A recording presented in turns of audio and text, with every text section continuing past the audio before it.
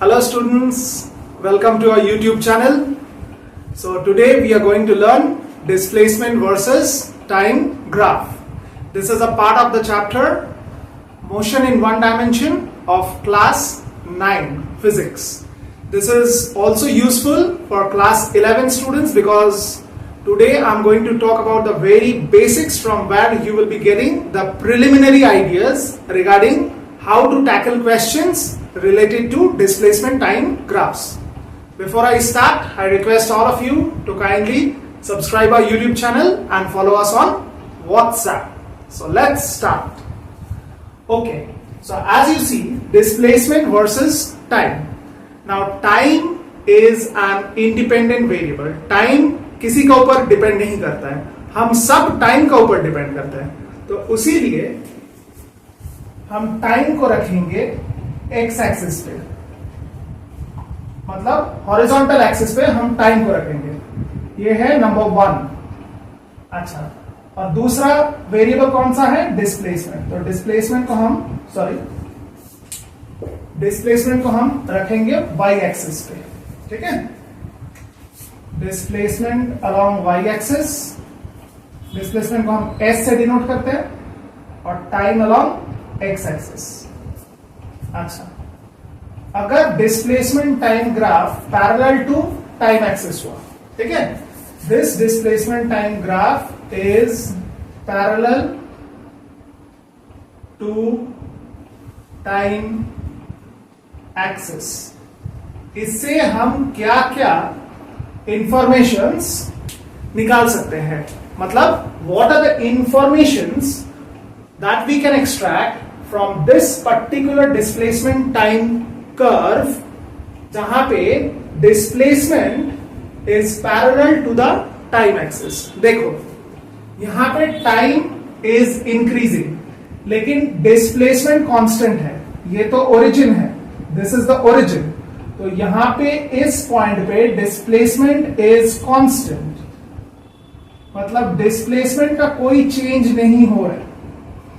तो यहां पे हम लोग इंफॉर्मेशन लिखेंगे displacement is equal to constant. भले ही टाइम आगे बढ़ रहा है लेकिन डिस्प्लेसमेंट कांस्टेंट है. नंबर 2, तो अगर हम बोल ही दिए कि डिस्प्लेसमेंट कांस्टेंट है, इसका मतलब उसका चेंज कितना है? कोई भी चेंज नहीं है, उसीलिए तो हम बोल रहे हैं displacement is constant.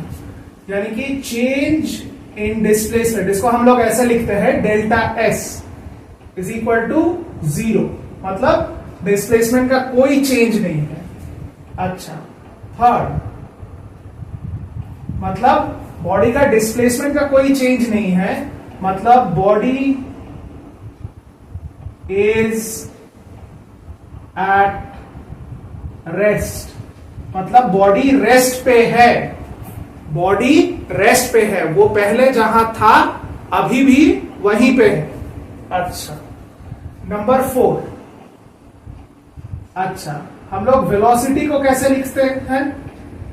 Change in displacement upon change in time. इसी को तो हम लोग बोलते हैं कि rate of change of displacement is called time. Rate मतलब टाइम के साथ साथ डिस्प्लेसमेंट कितना चेंज हो रहा है, उसी को हम लोग वेलोसिटी कहते हैं. अब हम लोग यहां पे वी हैव ऑलरेडी रिटन कि डेल्टा एस इक्वल टू 0. तो डेल्टा एस के जगह 0 बैठा है और 0 को किसी से भी डिवाइड करें, if 0 is divided by anything the final answer is 0. मतलब वेलोसिटी कितना हुआ? 0. और अगर कोई बॉडी का वेलोसिटी 0 है तभी तो हम लोग जाके बोलेंगे ना कि बॉडी रेस्ट पे है. If the body already possess some velocity, then we cannot write that body is at rest. Then we cannot write body is at rest. जैसे कि बॉडी रेस्ट पे है, उसी लिए तो वेलोसिटी 0 है ना. तो if the displacement time graph is parallel to the time axis, which we have plotted along the x axis, then these are the informations that we can extract from this particular graph. So please think about it, understand it, and please take a screenshot of this one. Okay, now let us move on to the next type of displacement time graph.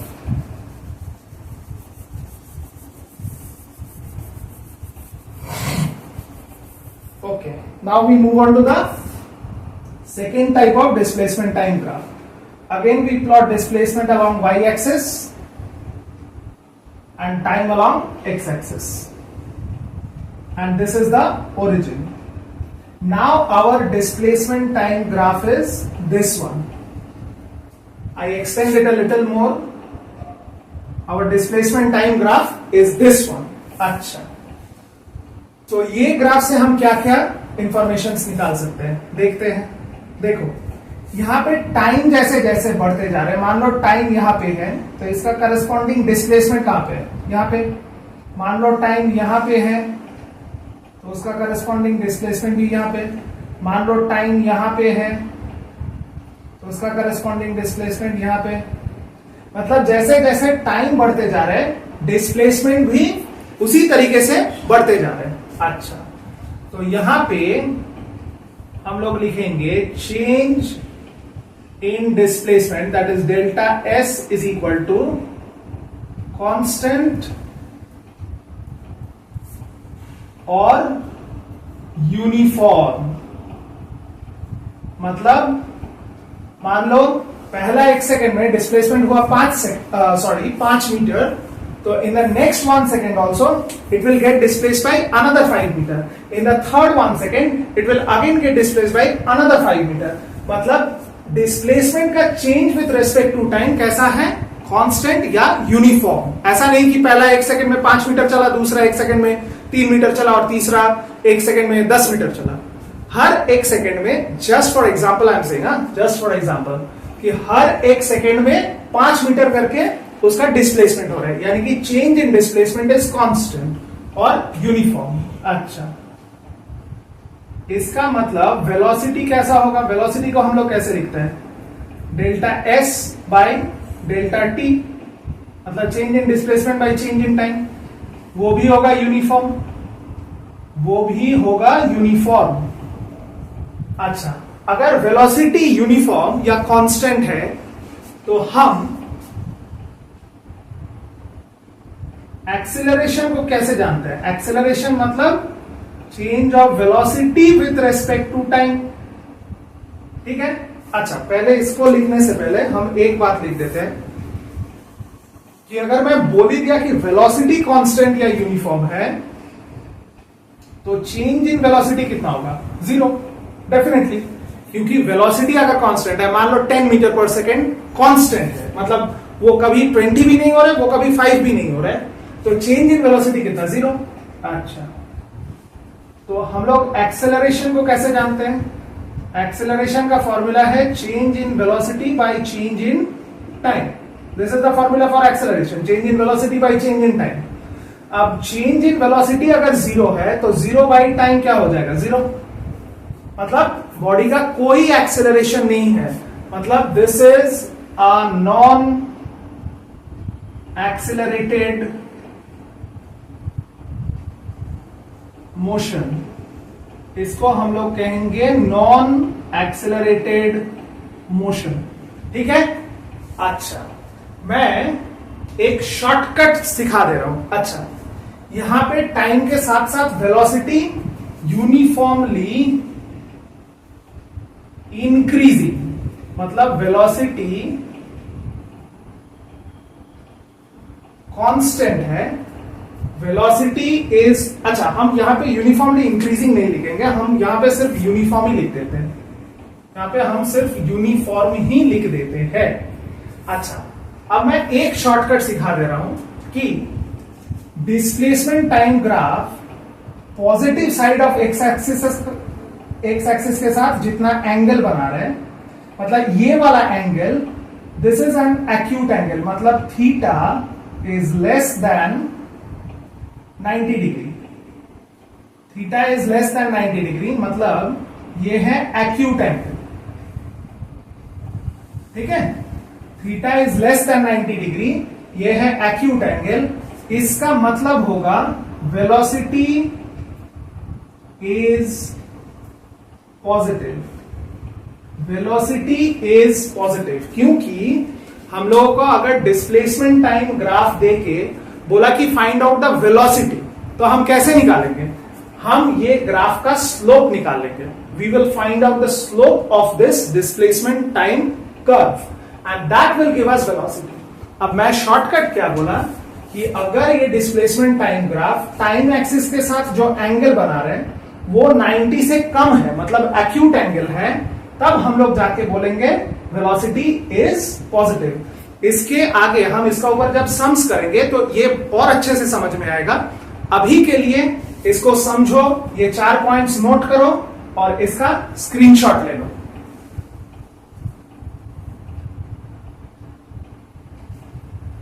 बहुत बढ़िया. अब चलते हैं third displacement time graph में. हम ये पूरा मिटा नहीं रहे, हम जस्ट इसको मॉडिफाई करते जाएंगे.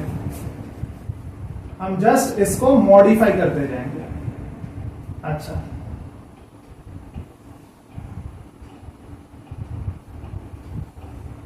again along the x-axis we have plotted time and along the y-axis we have plotted displacement. Now our displacement time graph is like this. Now our displacement time graph is like this. अच्छा, तो यहां पे देखो time जैसे जैसे बढ़ते जा रहे हैं displacement keeps on reducing. That means as time advances displacement reduces, मतलब टाइम के साथ साथ डिस्प्लेसमेंट कम होते जा रहे हैं. ठीक है, लेकिन ये जो कम जो हो रहे हैं ये भी कांस्टेंट नेचर से हो रहे हैं ना. ऐसा तो नहीं है कि कभी ज्यादा घट गया कभी कम घटा, ऐसा नहीं है. घट रहे, I also accept that this is reducing, but this is also reducing at a constant rate. यानी कि change in displacement is constant या यूनिफॉर्म. अच्छा, फिर से वही चीज कि वेलोसिटी मतलब डिस्प्लेसमेंट टाइम के साथ साथ यूनिफॉर्मली घट रहे. तो अगर टाइम के साथ साथ यूनिफॉर्मली डिक्रीज हो रहा है तो वेलोसिटी इज ऑल्सो यूनिफॉर्म. अच्छा, यहां पे लिख ही लो पहला ग्राफ में, इससे पहले जो ग्राफ किए ना, uniformly decreasing, velocity is uniformly decreasing. ठीक है, वेलोसिटी इज यूनिफॉर्मली डिक्रीजिंग. तो पहले वाले के लिए लिख देना कि यूनिफॉर्मली इंक्रीजिंग. अच्छा, तो जैसे कि यूनिफॉर्मली डिक्रीजिंग तो चेंज इन वेलोसिटी कैसा होगा, क्योंकि अगर चेंज इन डिस्प्लेसमेंट कांस्टेंट हो गया, ठीक है, तो वेलोसिटी कैसा होगा, delta S by delta T, that is uniformly decreasing. यानी कि डेल्टा वी इज जीरो. ठीक है, डेल्टा वी इज जीरो. अच्छा, तो एक्सेलरेशन क्या होगा, delta v by delta t. ठीक है. अच्छा, in order to avoid confusion, मैं बार बार इसमें तुम लोगों को कंफ्यूज कर रहा हूं, मैं थोड़ा आई एम रियली सॉरी. इसको वेलोसिटी को यूनिफॉर्म ही रखो, क्योंकि इसको यूनिफॉर्मली इंक्रीजिंग या डिक्रीजिंग करने जाओगे अभी क्लास 9 में तो शायद थोड़ा इधर उधर हो सकता है. तो इसको मान लो यूनिफॉर्म या कांस्टेंट. तो अगर ये चीज कांस्टेंट हो गया तो चेंज इन वेलोसिटी कितना आ जाएगा, जीरो आ जाएगा. ठीक है, और अगर ये जीरो आया तो एक्सेलरेशन मतलब delta v by delta T, तो डेल्टा वी जीरो, तो zero by delta T that is zero. यानी कि ये भी है नॉन एक्सेलरेटेड मोशन. अच्छा, अब ये जो curve positive side of x axis के साथ जो एंगल बना रहा है थीटा, ठीक है, अब ये तो देख के समझ में आ रहा है ना कि this is more than 90 degree, this is more than 90 degree. यानी कि ये एंगल है ऑब्ट्यूस एंगल, यानी कि ये एंगल है ऑब्ट्यूस एंगल. तो अगर ग्राफ ऐसा हुआ, डिस्प्लेसमेंट टाइम ग्राफ अगर पॉजिटिव एक्स एक्सिस के साथ एंगल 90 डिग्री से ज्यादा बना रहे, इसका मतलब velocity is negative. Velocity is negative. ठीक है. अच्छा, इसका मतलब क्या, वेलोसिटी तो एक वेक्टर क्वांटिटी है, वो पॉजिटिव भी हो सकता है, वो नेगेटिव भी हो सकता है, वो जीरो भी हो सकता है. तो अगर डिस्प्लेसमेंट टाइम ग्राफ का नेचर ऐसा हुआ, इसका मतलब है कि वेलोसिटी इज नेगेटिव. देख लो, स्क्रीनशॉट ले लो, टाइम पड़े तो वीडियो को पॉज करके समझ लो. अच्छा, चलो अब मैं अभी तक जो पढ़ाया उसको थोड़ा समराइज कर देते हैं. समराइज करने से पहले मैं एक note, I want all of you to write down a note. Now what is the note I want you to write? Any idea? That is slope of displacement versus time, slope of displacement versus time graph gives us the value of velocity. मतलब displacement time graph का slope calculate करने से हम लोगों को किस चीज का आइडिया मिलता है? हम लोग को वेलोसिटी का आइडिया मिलता है. तो मैं अभी तक 3 डिस्प्लेसमेंट टाइम ग्राफ तुम लोगों को बताया. एक है पैरेलल टू टाइम एक्सिस. अच्छा, यहां पे मैं क्या बोला था? वेलोसिटी 0 है. ठीक है, वेलोसिटी 0. अच्छा,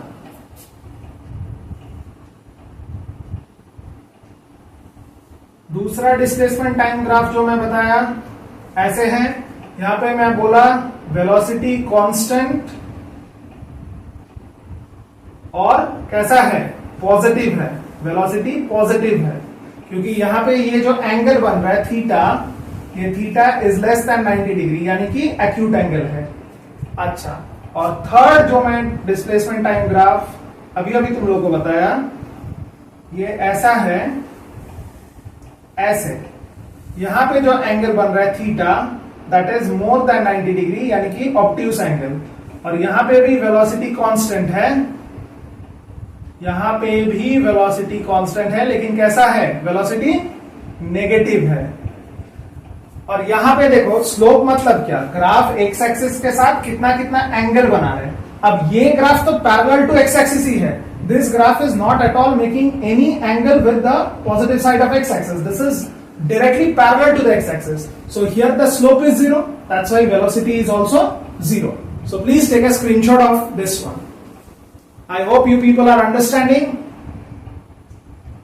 Now before the examinations, we will try to come up with one shot videos. Over there, I will again repeat these concepts, but it is always better that just before a fortnight, please don't start everything. Start as of now. Keep on brushing and polishing yourself. Exam के पहले और थोड़ा पढ़ाई को ज्यादा करना. ठीक है, चलो हम चलते हैं अब कुछ न्यूमेरिकल्स के तरफ. मैं 1 या 2 न्यूमेरिकल्स दिखाऊंगा, उसी में सारा क्लियर हो जाएगा. अच्छा, ये जो हम बोल रहे हैं ना स्लोप का फॉर्मूला, स्लोप बोल रहा है वेलोसिटी आ जाएगा, तो स्लोप का फॉर्मूला क्या है? स्लोप का फॉर्मूला है, अच्छा नॉर्मली तो हम लोग मैथ्स में लिखते हैं y2 minus y1 by x2 minus x1. अब ये 2-1 में स्टूडेंट्स लोगों का बहुत कंफ्यूजन होता है, तो उसीलिए हम लोग ऐसे लिख देते हैं y of final point minus y of initial point by x of final point minus x of initial point. मैं मैथ्स के टर्म्स में भी लिख देता हूं. हम लोग कैसे लिखते हैं? y2 minus y1 by x2 minus x1. यही है स्लोप का फॉर्मूला. ऐसे भी याद रख सकते हो, ऐसे भी याद रख सकते हो, what ever you feel comfortable. ठीक है. अच्छा, तो चलो हम एक क्वेश्चंस देख लेते हैं. अच्छा, हम लोग को एक ऐसा डिस्प्लेसमेंट टाइम ग्राफ दिया गया. ठीक है.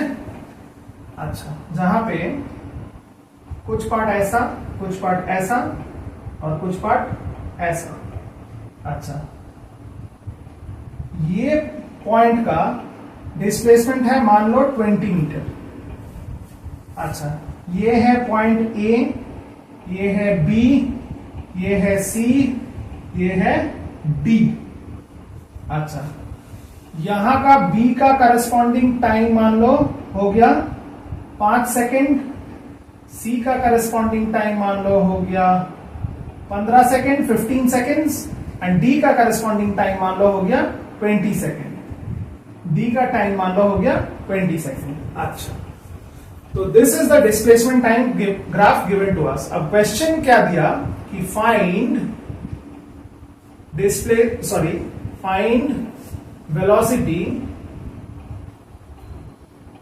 velocity in region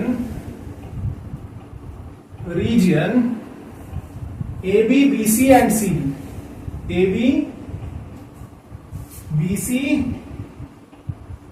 and CD। This is the question given to us। ठीक है, पहले क्वेश्चन थोड़ा कॉपी कर लो, खुद से ट्राई करो, जो मैं कंसेप्ट बताया।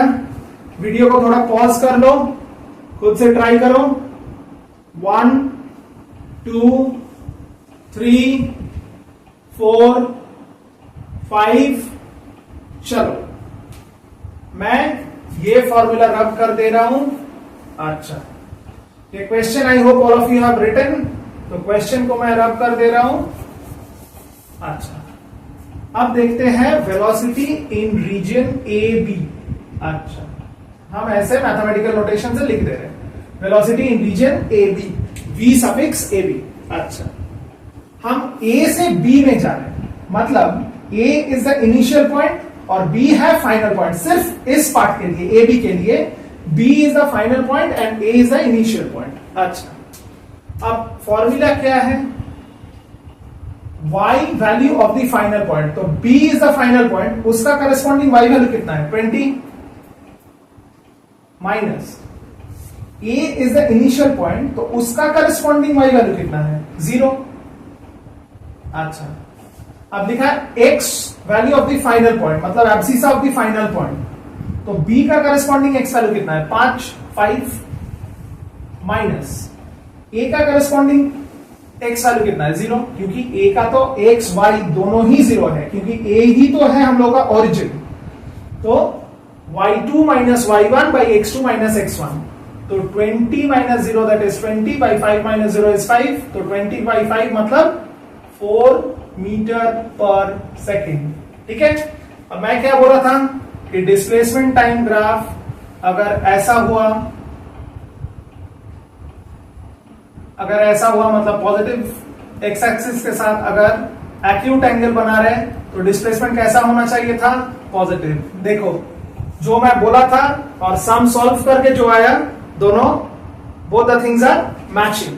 अच्छा, अब चलते हैं velocity in region B C. अच्छा, अब हम लोग का इनिशियल पॉइंट कौन सा है? बी। फाइनल पॉइंट कौन सा है? सी। मतलब हम लोग बी से सी तक जा रहे हैं, तो हम लोग पहले C का Y वैल्यू लेंगे। तो C का Y वैल्यू कितना है? 20 minus initial value, sorry Y value of the initial point, मतलब B का भी Y वैल्यू कितना है? 20। अच्छा, अब C का X वैल्यू कितना है? 15। B का X वैल्यू कितना है? 5। तो 20 minus 20 is 0 by 15 minus 5 is 10। तो 0 को कोई भी नंबर से डिवाइड करो तो वेलोसिटी कितना आएगा? 0। मैं क्या बोला था कि डिस्प्लेसमेंट टाइम ग्राफ अगर पैरेलल टू टाइम एक्सिस हुआ, जो कि BC पोर्शन में है, तो यहां पे वेलोसिटी कितना आना चाहिए था? 0। तो देखो, हम लोग स्लोप कैलकुलेट किए, हम लोग जानते हैं कि डिस्प्लेसमेंट टाइम ग्राफ का स्लोप कैलकुलेट करने से हम लोग को वेलोसिटी मिलता है, तो वेलोसिटी भी आया 0। बहुत बढ़िया। अब चलते हैं velocity in region C D, मतलब अब इनिशियल पॉइंट है C, फाइनल पॉइंट है D। बहुत बढ़िया। तो D का Y वैल्यू, देखो D का Y वैल्यू कितना है? 0। और खूब माइनस C का Y वैल्यू कितना है? 20। अच्छा, अब D का X वैल्यू कितना है? D का X वैल्यू है 20 माइनस, अच्छा C का X वैल्यू कितना है? 15, यानी कि ऊपर आ रहा है 0 माइनस 20, यानी कि minus 20 by 20 minus 15 that is 5। तो माइनस 20 को 5 से डिवाइड करने से आता है -4 मीटर पर सेकेंड। अच्छा, और मैं क्या बोला था कि अगर displacement time graph time axis के साथ ऑब्ट्यूस एंगल बना रहा है, मतलब ऐसा, तब मैं क्या बोला था कि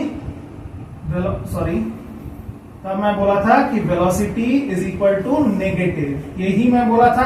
और देखो यही आया यहाँ पे, क्योंकि सीडी में ये जो एंगल बन रहा है, सीडी में ये जो एंगल बन रहा है, ये तो ऑब्ट्यूस ही है, दिस इज पॉइंट टी, तो यहाँ पे एंगल तो ऑब्ट्यूस ही बन रहा है। तो इस वाले के लिए कंसेप्ट से क्या आना चाहिए, वेलोसिटी नेगेटिव आना चाहिए। और देखो सॉल्व करके भी यही आया। I hope you all have understood this concept. Please note it down, take a screenshot.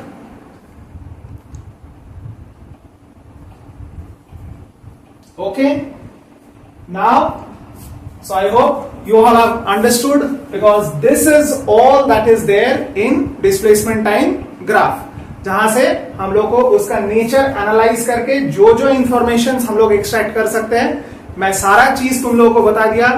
एक सम ऐसा हम लोग सिलेक्ट किया ताकि जो जो कंसेप्ट अभी तक पढ़े हैं डिस्प्लेसमेंट टाइम ग्राफ के बारे में, velocity positive, velocity zero, velocity negative, पूरा का पूरा कंसेप्ट एक ही सम के अंदर हम लोग सॉल्व कर दिए। अब मैं एक क्वेश्चन तुम लोग को होमवर्क में दूंगा, इसका आंसर जरूर मुझे कमेंट बॉक्स में देना। And when you answer in the comment box, always mention your name, the name of your school and the standard in which you are studying, okay? Because your comments will motivate me to make even further better videos for you that will be helping you out for your examination. So this is your homework question. So along y we plot displacement, along x we plot time. Okay, the displacement time graph is given somewhat like this. Okay, here it is 0 and the name of the points are A, B, C and D. This point is, let's say, 50 meters. This point is 50 meters. Sorry. This point is, let's say, 10 seconds. This is 20 seconds. And this point is, let's say, 25 seconds. Time is in seconds, displacement is in meters. अच्छा, तो the question जो हम लोगों को पूछा गया कि find velocity in regions, find velocity in regions AB, BC and CD. AB, BC and CD. इसी के साथ और एक क्वेश्चन, in which region